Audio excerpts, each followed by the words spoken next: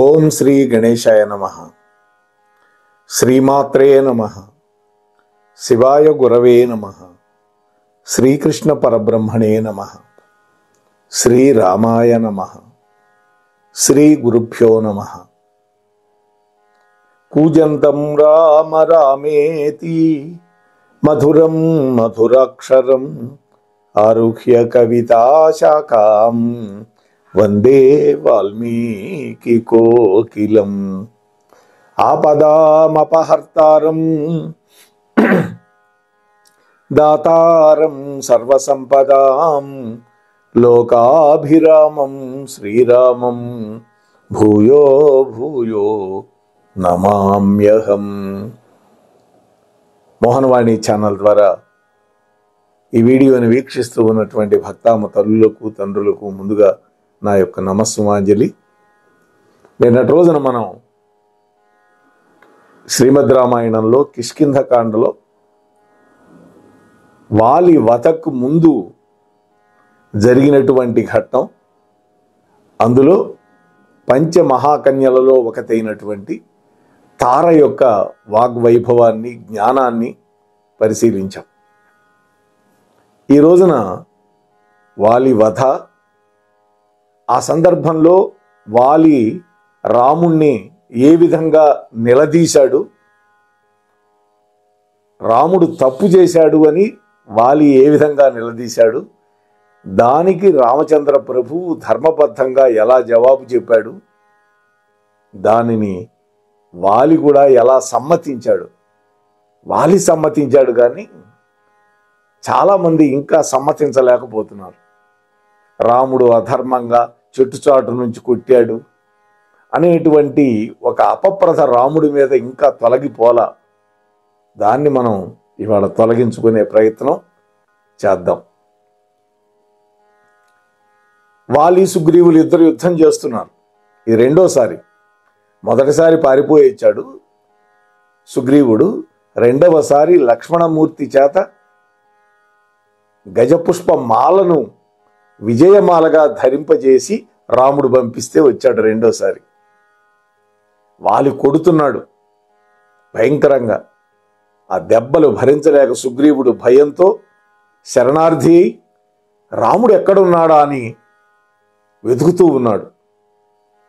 అప్పుడు రాముడు అర్థం చేసుకున్నాడు, ఇక సుగ్రీవుడి పని అయిపోవచ్చింది, ఇప్పుడు నేను వాలిని వధించాలి అనుకున్నాడు. సిద్ధపడ్డాడు. ఇప్పటి వరకు రాముడు కలగజేసుకోలేదు. మనం గమనించాలి, యుద్ధంలో జయాపజయాలు దైవ నిర్ణయాలు. ఎప్పుడైతే సుగ్రీవుడికి శక్తి సన్నగిల్లి యుద్ధం చెయ్యలేక దిక్కులు చూస్తున్నాడో అర్థం చేసుకొని రామచంద్రమూర్తి తన బంగారపు కోదండానికి ఒక అద్భుతమైనటువంటి బాణాన్ని తొడిగాడు. అయితే రాముడు వేసిన బాణం వాలి యొక్క వీపులో గుచ్చుకోలేదు. ఇది గుర్తుపెట్టుకోవాలి మనం. అంటే వాలిని వెనక నుంచి రాముడు సంహరించాడు అనేటువంటి అపోహ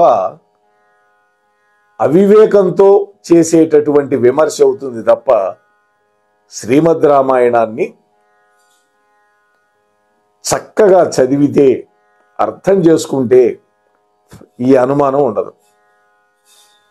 కాబట్టి ఇక్కడ ఈ క్రింది ప్రతి శ్లోకంలోని అర్థవంతమైన భావాన్ని గ్రహించాలి అని నేను మీకు సవినయంగా మనవి చేసుకుంటూ ఉన్నాను. తతో ధనుషి సంధాయ శరమాసి విశోపమం పూరయామాస తచ్చాపం కాలచక్రమివాంతకః. బా, కాలచక్రం ఇవాంతకః అంటాడు రామచంద్రమూర్తి. నల్లటి కృష్ణ సర్పంతో సమానమైనటువంటి ఒక దివ్య బాణాన్ని తన బంగారపు కోదంటానికి సంధించి విడిచిపెట్టడానికి ముందు యమపాశంలాగా ఉన్నటువంటి ఆ ధనస్సు యొక్క నారిని ఆకర్ణాంతము లాగాడు. అంటే దీనిని ధనుష్టంకారము అంటారు. వింటి నారి యొక్క స్థితిస్థాపక శక్తిని తెలుసుకోవటం కోసం ఉపయోగించబోయే బాణం తాను అనుకున్న వేగాన్ని అందుకోవటానికి వీలుగా ఉన్నదా లేదా తెలుసుకోవటానికి శూన్యంలో నుండి ఆకర్ణాంతము లాగి నారి వదిలిపెట్టాడు. అంటే మనకి తేలిగ్గా అర్థం కావటానికి ఒక ఉదాహరణ ద్వారా మనం తెలుసుకునే ప్రయత్నం చేద్దాం. ఉదాహరణకి తోలుతోటి వాయిద్యాలు చేస్తారు, డోలు, మృదంగం ఇటువంటివి. ఆ తోలుతో చేసినటువంటి వాయిద్యాలని కచేరీ సమయాల్లో ఉపయోగించేటప్పుడు ఇలాంటి పరీక్షే చేస్తారు ఆ విద్వాంసులు. అంటే తాను వాయించబోయేటటువంటి మృదంగం నుంచి కానీ డోల్ నుంచి కానీ తగు రీతిలో శబ్దం రావటానికి అవసరమైనట్లుగా చర్మం ఉందో లేదో తెలుసుకోవడానికి ఒక రాయితో కొట్టి పరీక్ష చేస్తారు. అంటే దాన్ని టైటన్ చేస్తారు, ఆ చర్మాన్ని బిగువుగా వచ్చేటట్టు చేస్తారు, బిగిస్తారు. అదేవిధంగా రామచంద్ర ప్రభువు కూడా తన కోదండానికి బాణాన్ని సంధించటానికి ముందుగా వింటి నారిని బాగా లాగి వదిలిపెట్టాడు అని గ్రహించాలి. తస్య జాతల ఘోషేణ త్రస్తాగ పత్రరథేశ్వరాగ పృదుద్రువుర్మగశ్చైవ యుగాంత ఇవ మోహితాగా. వాల్మీకి మహర్షి చూడండి ఎంత అద్భుతమైన శ్లోకాలు ఇచ్చాడు. ఆ విధంగా తన ధనస్సు యొక్క నారిని లాగి విడిచిపెట్టడం వల్ల దాని నుంచి ఉద్భవించినటువంటి ధ్వని యుగాంతంలో ప్రళయకాలంలో చేసేటప్పుడు ఆ శంకరుడు చేసే శబ్దంలాగా ఉంది అని అద్భుతమైన ఉపమానం వేశాడు ఇక్కడ. ఘంటారావం చేసేటప్పుడు దేవతలందరూ వస్తారు. దేవతలని ఆహ్వానించడానికి మనం ఘంట వాయిస్తాం. శంఖారావం చేసేటప్పుడు విజయం చేకూరుతుంది. ఒక బిందెను కానీ పళ్ళాన్ని కానీ కంచం కానీ వాయిస్తే పితృదేవతలు వస్తారని శాస్త్రం చెబుతోంది. బిందెలో గ్లాసు పెట్టి కొడితే దాని మీద దయ్యాలు వస్తాయి. ఇక్కడ మహర్షి ఏం చెప్తున్నాడు? సాక్షాత్తు శంకరుడు చేసినటువంటి ఢమరుక శబ్దాన్ని పోలి ఉన్నది రామచంద్ర ప్రభు వింటి నారి లాగి వదిలిపెడితే ఆ ధనుష్టంకార శబ్దం. అవతార పురుషుడైనటువంటి శ్రీరామచంద్రమూర్తి వచ్చి వాలికి దర్శన భాగ్యం కలగజేశాడు అనేటువంటి ఒక అద్భుతమైన భావాన్ని ఇక్కడ మనం గ్రహించాలి. అంటే ఇద్దరు యుద్ధం చేస్తున్నారు. తాను బాణం సంధించాలనుకున్నాడు. అందుకని ముందుగా బాణం సంధించకుండా ఫస్ట్ ధనస్సు యొక్క టంకారం చేశాడు. ఆ శబ్దం వినైనా తన వైపు చూస్తాడేమో వాలి, అప్రమత్తత చెందుతాడేమో అని రాముడి అభిప్రాయం కావచ్చు. ఆ ఉత్పన్నమైనటువంటి భయంకర శబ్దం వల్ల అక్కడ తిరుగుతూ ఉన్నటువంటి మృగాలన్నీ కూడా దిక్కులు పెట్టి పారిపోయినాయి. ఆకాశంలో ఎగిరేటటువంటి పక్షులు కొన్ని అయితే పడిపోయినాయి, కొన్ని దూరంగా ఎగిరిపోయినాయి. అంటే ఆ ధ్వని అత్యంత ప్రమాదకరమైన ధ్వని అని అక్కడ ఉన్న వాళ్ళందరికీ అర్థమైంది. జంతువులకి పక్షులకు కూడా అర్థమైంది. కానీ ఎక్కువ దూరంలో లేనటువంటి వాలి సుగ్రీవులకు కూడా వినపడింది. ఆ శబ్దానికి సుగ్రీవుడు భయపడలా. ఎందుకని? రామచంద్రమూర్తి యొక్క ధనుష్టంకారం తనకి సహాయం చేయటానికి ఈ విధంగా ప్రయత్నిస్తున్నాడు అని తెలుసు కాబట్టి సుగ్రీవుడికి భయపడలా. ఎందుకంటే ఇంతకు ముందు సుగ్రీవుడు రాముడికి పరీక్ష పెట్టాడు. 7 మద్ది వృక్షాలు ఉన్నాయి, మా అన్నయ్య వాలి ఒక చెట్టును ఊపితే మొత్తం ఆకులు రాలిపోయేవి, నువ్వు ఒక్క బాణంతో ఒక్క చెట్టును కొట్టమన్నాడు. రాముడు ఒకే ఒక్క బాణంతో 7 మద్ది చెట్లని మనం చీపురు పుల్లలను చీల్చినట్టుగా చీల్చి పారేశాడు. అప్పుడు చూశాడు రాముడి యొక్క బాణము యొక్క వేగం, ఆ వచ్చే ధ్వని, ఆ తీవ్రత, అన్నీ అర్థమైంది కాబట్టి గతంలోనే సుగ్రీవుడికి భయం పుట్టల, ఆనందం కలిగింది. ఎవరో వింటినారి సంధించి బాణప్రయోగం చేస్తారు అని వాలి కూడా అభిప్రాయపడ్డాడు. అయితే వాలి యొక్క బలం కానీ వేగం కానీ సామాన్యమైంది కాదు అని మనకు కూడా అర్థమైంది. మనకి తెలుసు, ఎన్నోసార్లు సుగ్రీవుడిని ఓడించి చంపకుండా విడిచిపెట్టాడు బాది. వాలికి, గరుత్మంతుడికి, వాయుదేవుడికి, మనస్సుకి ఎంత వేగం ఉంటుందో అందుకు సమానమైన వేగం కలిగిన వాడు రావణాసురుణ్ణి తన చంకలలో ఇరుగుచ్చుకుని 4 సముద్రాలు తిప్పి కింద బారేసినటువంటి మహానుభావుడు వాలి. కాబట్టి వింటి నారి ధ్వని వచ్చిన వైపునికి తక్షణమే వెళ్ళగలడు. క్షణకాలం కూడా ఎక్కువే ఆయనకి, అంత వేగం కలిగిన వాడు. అంతటి అపరిమితమైన వేగం కలిగినటువంటి వాడు బాణాన్ని ప్రయోగించే సమయంలోనే ఎగిరి వెళ్ళి ఆ బాణాన్ని కూడా పట్టుకోగలడు.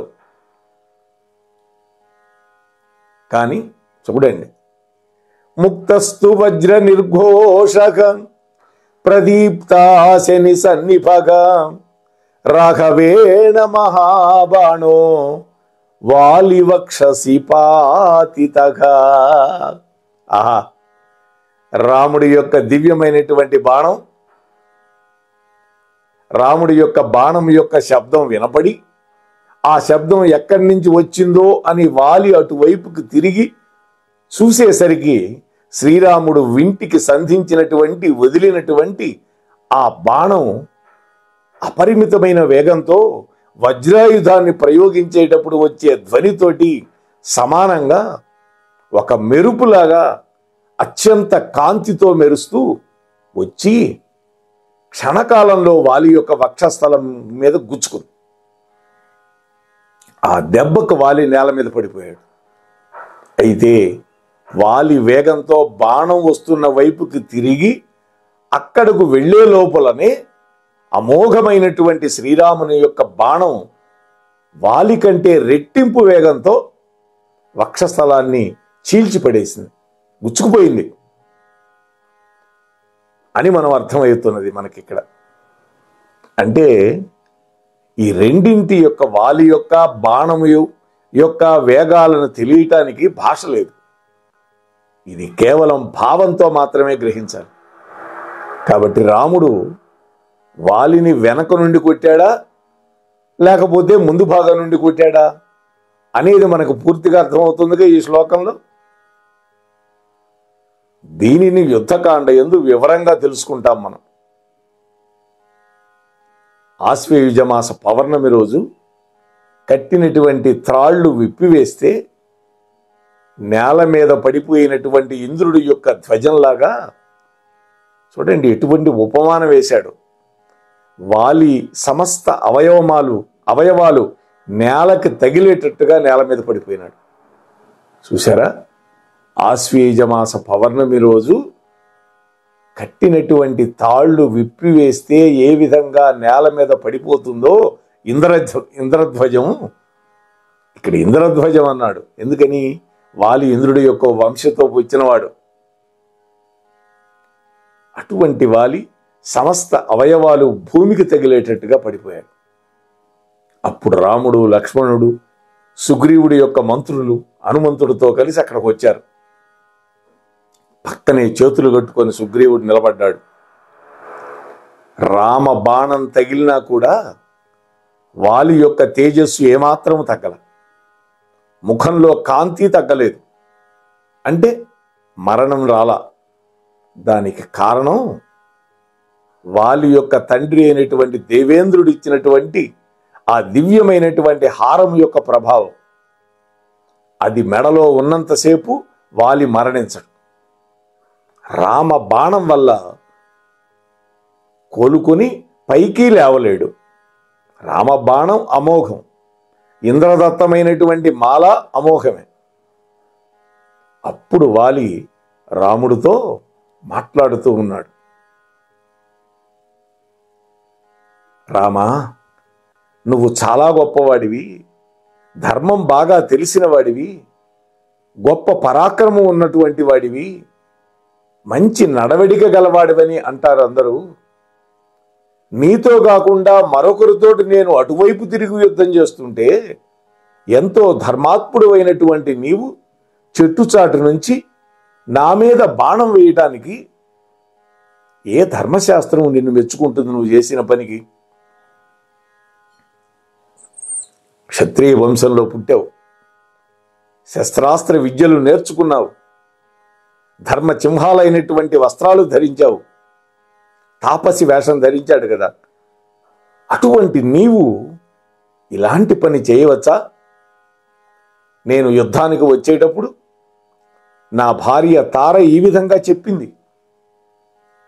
రఘువంశంలో పుట్టినటువంటి వాడు రాముడు, సమస్త ధర్మశాస్త్రాలు తెలిసినటువంటి వాడు, వేదాంగాలు అభ్యసించిన వాడు. అంతేకాదు రాముడు పరమ కారుణ్యమూర్తి, ప్రజల యొక్క శ్రేయస్సును కోరుకునేవాడు, దయాశాలి అని చెప్పింది నా భార్య. అప్పుడు నేనేమన్నానో తెలుసా రామా? ఎటువంటి తప్పు చేయనటువంటి వాణ్ణి కాబట్టి ఆ రాముడు నన్ను చంపడు అన్నాను నేను.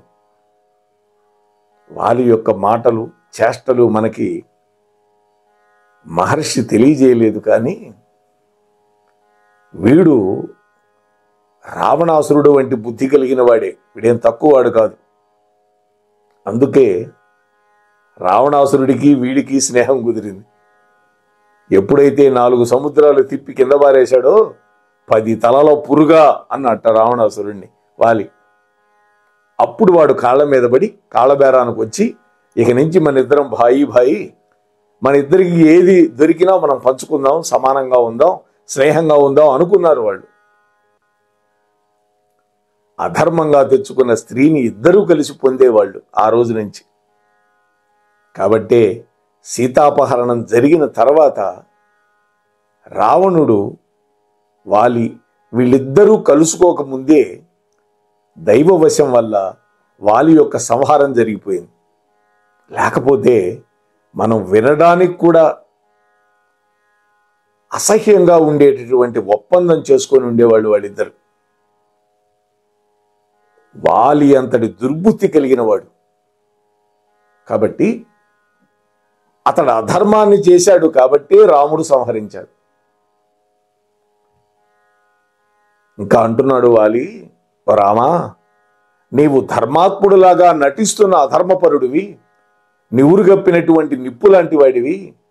కానీ చెడ్డ ప్రవర్తన గల భర్త ఉన్నా కూడా శీల సంపన్నురాలైనటువంటి స్త్రీ ఏ విధంగా మంచి భర్త లేకపోతే బాధపడుతుందో, నీవు కూడా ఈ భూమికి అటువంటి నాథుడు అయినావు అని. భూనాథుడు కదా రాముడు, అందుకని అలా మాట్లాడాడు. అంతేకాదు, రామా, గడ్డి చేత కప్పబడినటువంటి బావిలాగా అధర్మ ప్రవర్తనతో ఉన్నావు. ఓ రామా, ఇంద్రియ నిగ్రహము, చిత్తశుద్ధి, ఓర్పు, ధర్మము, ధైర్యం, సత్యం, పరాక్రమం, అపరాధులను దండించడం అనేవి రాజుల యొక్క లక్షణాలు, గుణాలు అని అందరు చెబుతారు. నేను నీ నగరానికి రాలేదు, నీకు నాకు పరిచయమే లేదు, నీకు ఎటువంటి అపకారము నేను చేయలేదు. ఏదో పండ్లు తింటూ కందమూలాలు తింటూ అరణ్యాల్లో నివసించేటటువంటి ఒక వానరుణ్ణి. నేను మరి ఒక వానరంతో యుద్ధం చేస్తున్నాను. అంతేకాదు, అతడు నా సోదరుడు కాబట్టి సోదర ప్రేమతో యుద్ధం చేస్తున్నాను. అతన్ని చంపాలని నేను యుద్ధం చేయటం లేదు. నీవు మానవుడివి, మానవులందరికీ రాజువి. భూమి, బంగారము, వెండి అనేటువంటి ఈ మూడింటి వల్ల సాధారణంగా ఈ లోకంలో యుద్ధాలు జరుగుతాయి. అంతే కదా, కాంత, కనకం, భూమి, ఈ 3. మన కార్యక్రమాలు నచ్చితే ఒక లైక్ చేయండి, మాకు ఎంతో ఎంకరేజ్మెంట్గా ఉంటుంది. అలాగే కామెంట్ చేయండి. కామెంట్ చేస్తే మేము మంచి క్వాలిటీ కంటెంట్ అందించడానికి దోహదపడుతుంది. ఆడియోస్ని షేర్ చేయండి. ఆడియోని షేర్ చేస్తే మన ఛానల్ అభివృద్ధి చెందడానికి ఉపయోగపడుతుంది. ఇంతవరకు మన కార్యక్రమాన్ని చూస్తూ ఎంజాయ్ చేస్తున్నట్లయితే ఒకవేళ సబ్స్క్రిప్షన్ కనుక చేయలేకపోతే ఇప్పుడే ఈ క్షణమే సబ్స్క్రైబ్ చేసుకుని ఆ పక్క నుండి బెల్ బటన్ మోగించండి. వినండి, వినిపించండి, వింటూనే ఉండండి మోహనవాణి తెలుగు పోడ్కాస్ట్.